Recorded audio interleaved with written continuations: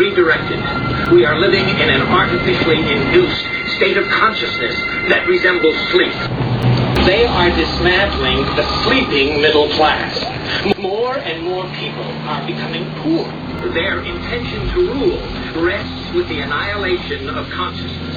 We have been lulled into a trance. They have made us indifferent to ourselves, to others. We are focused only on our own gain. So many people, particularly in Western cultures, think they woke. And if you think this applies to you, you probably aren't. They are using you, which ultimately means that you're probably part of the problem. Now we're going to listen to the words of a man named Ohio, who will explain to us the issues that led to people being in poverty, to his poverty, and ultimately homelessness. This man is what I call being a part of a civilian refugee camp in California. Now on this channel, we talked about recently a homeless man, particularly he was a homeless veteran who in his area was helped by a group of good people that helped him to get his own home. Unfortunately, this won't be that type of story. We started feeding people out of my house.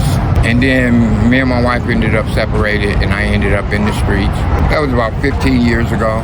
I ended up down here. I had a black Dodge Dakota I was sleeping in. I was scrapping metal at that time. There are so many reasons that people become homeless. He just talked about some of those reasons in that last clip. Only about half Americans been able to afford a $400 emergency. It's pretty much no wonder that the homeless problem isn't worse than what it is. They are dismantling the sleeping middle class right before our eyes. So I had a tent down here for a long time. And then just about a couple of months ago, they moved me into my apartment. How long were you here? I was here about 15 years. 15 years? Yeah. Living in a Dakota? Yeah.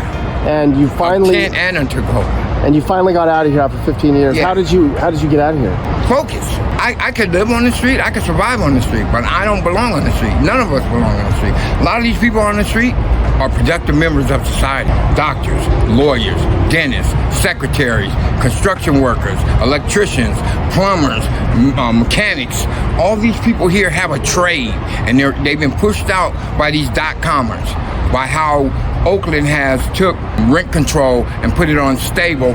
So now the people that, because they're unstable, these guys come in here, they build these places, and now in a studio costs $3 grand. Studio? Come on, who pays $3 grand for a studio?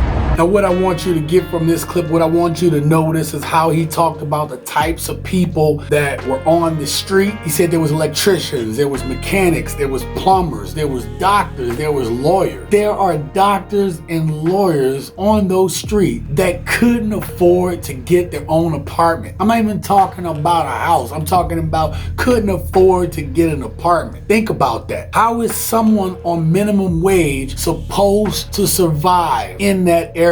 Think about it. It's called minimum wage. Shouldn't it be the minimum required so that I can afford to work my 40 hours and feed my family, keep myself alive? I won't even say my family, but keep myself alive and off the streets. Are you in a new place? I'm in a new apartment. Like an affordable, like the new I unit? have a 1-bedroom, the Arroyo apartment. Like brand new, the city built brand for new. This problem? No, city didn't build it.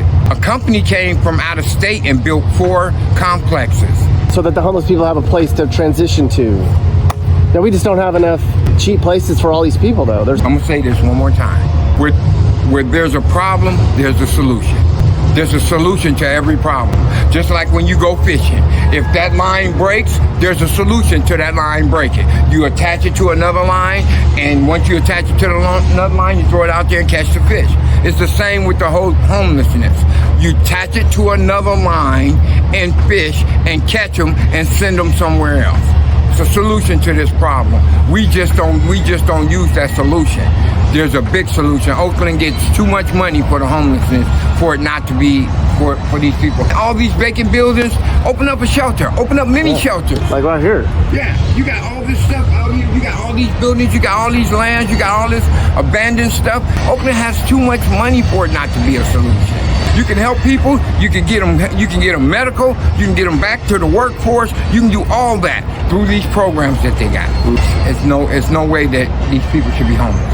When I became a chief in the Navy, I had to get rid of the phrase "I don't know" from my vocabulary. Instead, I had to give either an answer or I had to give a specific time frame in which I would have the answer. That was expected of me as a leader. The leaders in a lot of cities don't have answers, and this is on purpose. It's not that the leaders can't try and solve these problems. It's just that they don't care. There's no money in it for them. There is no chance for them to get power from it, from helping people that are less fortunate than them. They go home and they sleep just fine. We are complicit in these crimes. They have us against each other when we should be for each other. We are complicit because if things aren't happening to us, we turn a blind eye. We don't think it's happening. We don't look to be empathetic to people that it might be going with because it's not happening to us or our family. And some of y'all out there don't even care if it's happening to your family. We become cold. We're only focused on what we can get. What does it profit the man to gain the world but to lose his soul? We have now become indifferent to ourselves and to others. We have become the purveyors of our own demise. I want you to watch this next video about a veteran that was given a huge surprise. I know you won't regret it.